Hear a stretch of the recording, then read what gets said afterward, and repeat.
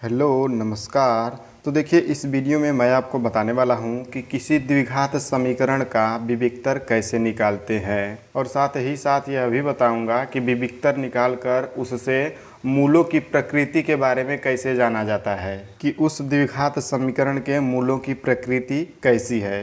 तो चलिए शुरू करते हैं। देखिए यहाँ पर एक ठो समीकरण लिया गया है और इसका विविक्तर निकाल के मैं आपको दिखाऊंगा। समीकरण दिया गया है 2x² माइनस 16x प्लस 23 बराबर 0। तो चलिए देखते हैं कि इसका विविक्तर कैसे निकलेगा। तो देखिए विविक्तर निकालने से पहले आपको जो द्विघात समीकरण का मानक रूप होता है उसको लिखना पड़ेगा और उससे इसका तुलना करना पड़ेगा।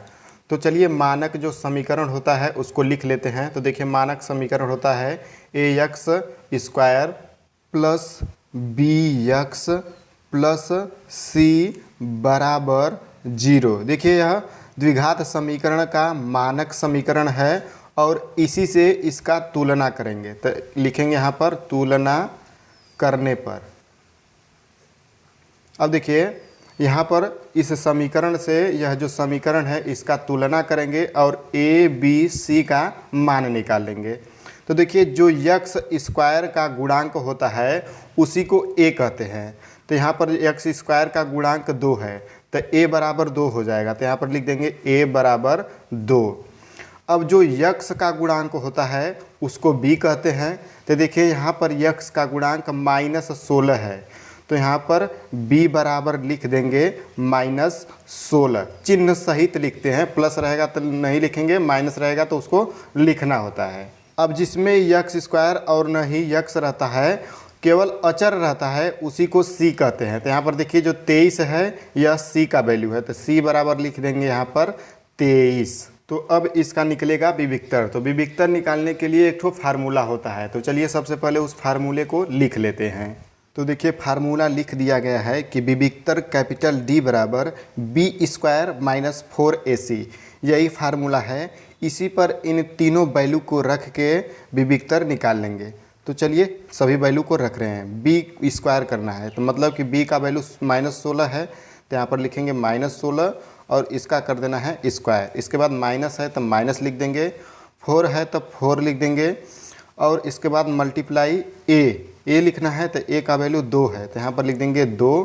फिर गुणे c लिखना है तो c का वैल्यू कितना है 23 है तो यहाँ पर लिख देंगे 23। अब इसके आगे देखिए अब -16 का स्क्वायर कर देना है। तो आप जानते हैं कि -16 का स्क्वायर करेंगे, वर्ग करेंगे तो जो इसका वर्ग होगा वो प्लस में आएगा। तो 16 का वर्ग 256 होता है पर, तो यहाँ पर लिख देंगे 256। फिर माइनस है तो माइनस लिख देंगे। 4 दूनी 8। अब 8 का 23 में गुणा कर दीजिए। तो 8 का 23 में गुणा करेंगे तो 8 तिरिके 24 को 4, 2 हासिल, 8 दूनी 16 और 2 18। तो यहाँ पर लिख देंगे 18। अब 256 में से 184 को माइनस कर दीजिए, घटा दीजिए, वही विविक्तर हो जाएगा। तो यहाँ पर इकाई वाला अंक में से इकाई वाला अंक घटाइए तो 6 में से 4 घटाएंगे तो 2 आएगा तो यहाँ पर 2 लिख देंगे। 5 में से 8 नहीं घटेगा, इधर से हासिल ले लेंगे, 15 हो जाएगा। 15 में से 8 माइनस कर देंगे तो आ जाएगा 7। तो यहाँ पर आ जाएगा कितना 72। तो यह जो 72 है यही इस समीकरण का विविक्तर है। तो आप देख सकते हैं कि इसका विविक्तर आ गया D बराबर 72। तो अब चलिए देखते हैं कि किसी द्विघात समीकरण का विविक्तर निकालकर उसके मूलों की प्रकृति के बारे में कैसे पता किया जाता है कि इसके मूलों की प्रकृति कैसी है। तो अब चलिए मैं आपको बताता हूं कि आप बड़ी ही आसानी से किसी भी द्विघात समीकरण के मूलों की प्रकृति को कैसे बता सकते हैं। तो इसको जानने के लिए मुख्य रूप से 3 ठो नियम होता है। इन्हीं तीनों नियमों की सहायता से आप किसी भी द्विघात समीकरण के मूलों की प्रकृति बड़ी ही आसानी से पता कर सकते हैं। तो देखिए जब d बराबर 0 से बड़ा रहेगा, मतलब कि जो d का वैल्यू है, जो विविक्तर आप निकालेंगे वह 0 से बड़ा रहेगा, तो उसके जो मूल हैं, उस समीकरण के जो मूल हैं वो वास्तविक तथा असमान रहेंगे। असमान का मतलब होता है कि जो उसके दोनों मूल रहेंगे वो अलग अलग रहेंगे। अब 0 से बड़ा होने का मतलब क्या है, तो इसको आप संख्या रेखा के माध्यम से समझने का प्रयास करिए। तो देखिए 0 यहाँ पर बीच में रहता है और इसके दाहिने साइड जो संख्या होती है यह धनात्मक होती है। मतलब कि जो 0 से बड़ा रहेगा वह धन में रहेगा, प्लस में रहेगा। तो जैसे यहाँ पर हम लोग एक ठो विविक्तर निकाले थे समीकरण का, तो d बराबर 72 आया था। यह 72 जीरो से बड़ा है क्योंकि यह प्लस में है।